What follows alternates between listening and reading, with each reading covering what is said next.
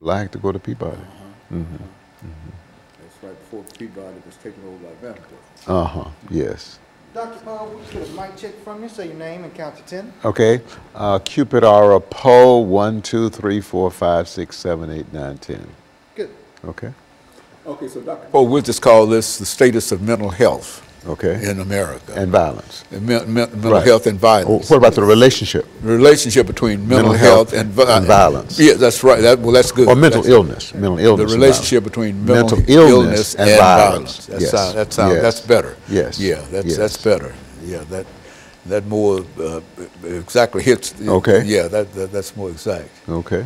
Yeah, the status of mental health and Mental illness the relationship between mental illness and violence. Yes. That's right. Yes. Okay, that's good.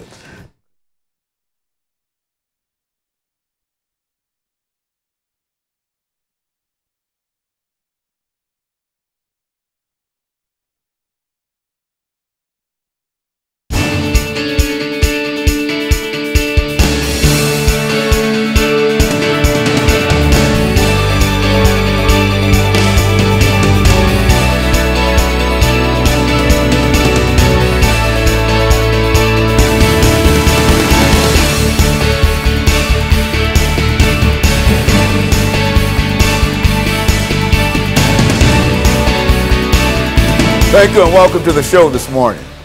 The topic this morning is the relationship between mental health, mental illness, and violence. And the guest is Dr. Cupid Poe. Dr. Poe has been with us on many, many occasions, and he's got a lot of information, not only in reference to mental health and mental illness and violence and suicide and all of those other topics that we've talked about on this particular show, Dr. Poe. And so what we'd like to do today is to talk about as you indicated, the relationship between mental illness and violence, and to give you an opportunity to inform our audience in reference to that. But before we get into that, Dr. Poe, let's take the first few minutes of this show today to talk about Dr. Cupid Poe, to have you to give us some information about your background, your education, and some of your experiences. And then during the second segment, we'll have an opportunity to talk about the relationship between mental illness and violence, as well as during the final segment. Let's start off with that aspect. Dr. Haney, as you know, I'm a minister as well as a psychiatrist, and we've been trying to practice psychiatry for about the last 45 years. And that has taken us into many different situations. Over the last 2 years, I've been involved in corrections. Some years ago, I was involved as a minister, as a volunteer minister, at the Turness Center in Only, Tennessee. We did services down there for about 7 years. More recently, I've been working in corrections in Kentucky, while continuing to work in corrections in the Springfield area. Nevertheless, it's been very informative. I finished Tennessee State in 1960 and finished Meharry in 1964, did an internship in Chicago, Illinois.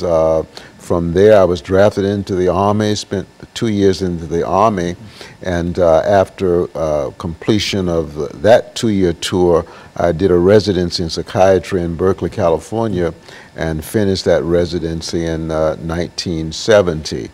Made a trip to India, looking for enlightenment, and then came back and started a practice in Berkeley, California, came to Nashville in 1976.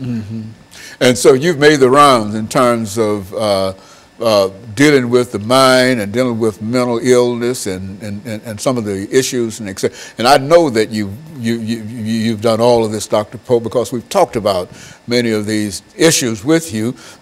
But let's look at this issue of the relationship between mental health and violence, because I think at one time you talked with us about the relationship between crime and religion, you see, and that was most informative. And I'm sure that what you have to say about the relationship between mental illness and violence also will be quite instructive this morning. Let's start off by giving us an overview in terms of what you talked about. Okay.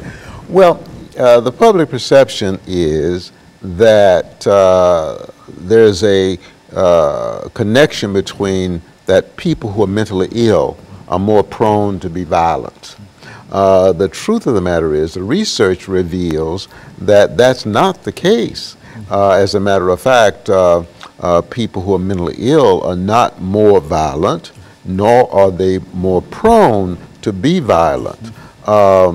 It is also true that people who are mentally ill are more likely to be the victims of violence. Rather than perpetrators of violence, they are the victims. That's right. They're more likely to be the victims of violence rather than the perpetrators of violence.